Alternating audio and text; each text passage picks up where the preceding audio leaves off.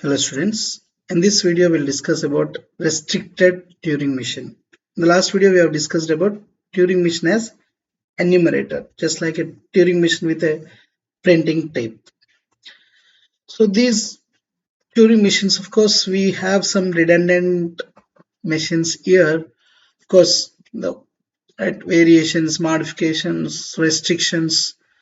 So there is slight change in everything, but some we have repeated. We have already discussed few in modifications and variations, and of course in restrictions. So just what it would be, right? So far we have already discussed about modifications of Turing machine. What are the modifications we have done to the standard Turing machines? We have not added any extra things. We have not kept any conditions. We have just modified in some way. In variations, we have added some new features like heads or tapes, the dimensions of the tape, or we have right added some storage space. Like we have added something new to the existing Turing or standard Turing machines. In restricted Turing machine, we are keeping some conditions on it or restrictions to the standard Turing machines. Like the first one, halting Turing machine. The second one, linear bounded automata, right? Next one, of course, we'll discuss about this LBA in detail in the fifth unit. That would be the last concept of fifth unit.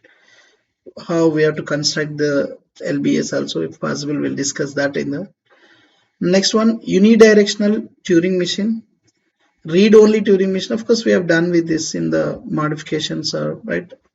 Read-only unidirectional Turing machine is a combination of both, right? So first we'll go with the halting Turing machine. See, a Turing machine is said to be halting Turing machine if it always halts for some input string.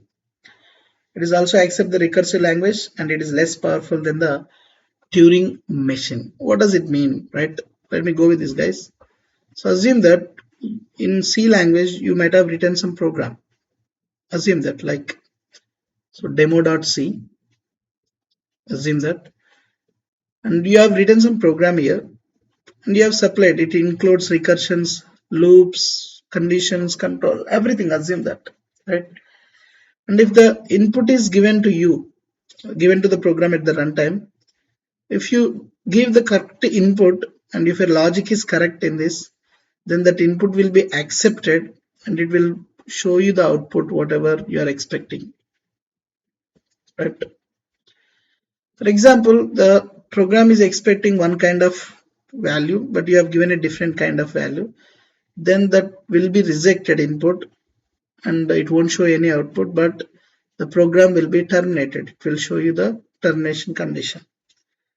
So if you have written such program, for all the inputs, either it will accept or reject, but at the end, the program will be terminated or the program will be altered. Such kind of, if you could able to design such Turing machine where it is having only yes or no, right? Not looping, right? Yes or no, accept or reject, that's it. So we can call such Turing machines are halting machines, right? So except this, you can take this as a halting machine. Don't write this infinite looping. I'll tell you that, right? Then same. Sometimes what will happen? You might have written something.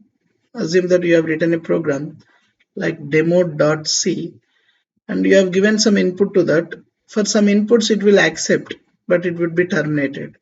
For some inputs, the input will be rejected, but the program will be terminated.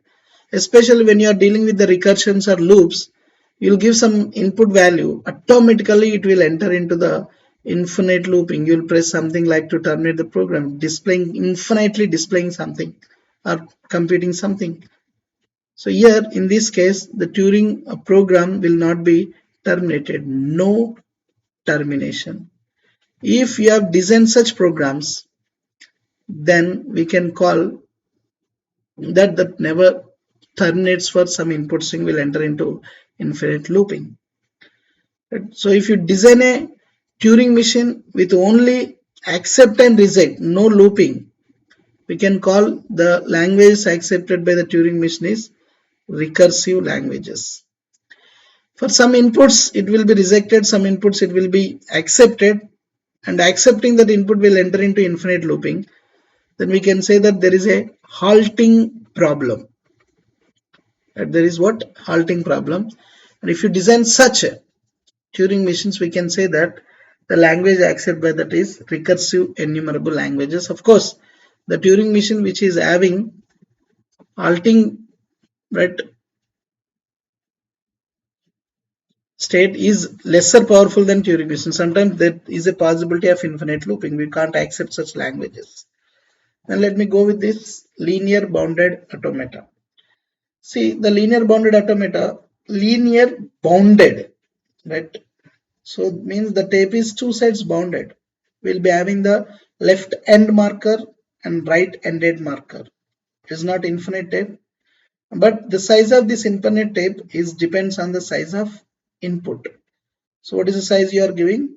Then that would be decided. So the type size will not be increased, and you cannot use the space before the left hand marker, and you cannot go behind the right hand marker. That is restricted. The working space is restricted. Okay. So definitely this is less powerful than the normal Turing machine, but more powerful than the push down automata. So we'll discuss about this tuple notation and everything with some example if possible in the fifth unit, because we have a separate concept for it. Then the next one is unidirectional Turing machine. So the tape might be bounded or might be single opened or might be double opened, one end open or two end. But we are not worrying about the tape, whether it is closed or open, but the head moves in only one direction. So this is suitable for the partial functions. We have discussed about, right, what is meant by partial functions. So you have to move the head in only one direction. You cannot move in back direction, and there is no possibility of stay also, right? So that is about unidirectional Turing machine. And we will be having read-only Turing machine. So it's equivalent to the finite automata. If you are not changing anything, that means, right, equivalent to finite automata. It contains read only, which does not have written capability. You cannot change it. But the only advantage of this over the finite automata is which can move in both the direction. But what is the case if you are moving both the direction, if there is no capability of changing something? That's useless, right? So same, the capacity of this read-only Turing machine is equivalent to the regular languages only, right? Then we have another Turing machine called read-only unidirectional Turing machine. So in the earlier case, we are moving in somehow we are moving both the ways, right? Left to right and right to left. Okay. So but in this read-only unidirectional tape Turing machine, same thing. We are having a tape which is read only. We cannot change it, and the head is also read, but the head moves only in one direction, means that is only left direction. You cannot go back. Same concept. So the language accepted by this Turing machine is also same like regular languages, because so what is the model of finite automata we have discussed? It is having the three components. So one is input tape, and that is completely readable, right? And we are having a head. Just recall the model of finite automata. This is read head, only read head, and we'll be having a finite control unit which controls the movements of the input tape. We don't have any end symbol or like that, but here we'll be having a end of the string by denoting with the delta or blank or cross C symbol. Depends on the textbook. We are having different notations for the end symbol notation, right? And everything is same guys here. It's almost like finite automata. At least in the earlier case, the difference is we can move in both the direction, even though we are having that capability, but it is accepting the same language like regular. But here still it is not having. So simply we can say that this read only unidirectional Turing machine is nothing but the finite state machine or finite automata. That's it, nothing more than that. Okay, coming to this linear unidirectional Turing machine, we can do all the tasks, right? Only one direction. The power would be more, right? And linear bounded automata, you cannot change the space of it. See the restrictions what we have kept here. No halting or termination. So that is about the restrictions over the Turing machine. So in the next video, we'll discuss about what are the types of recursive languages, like recursive and recursive enumerable languages.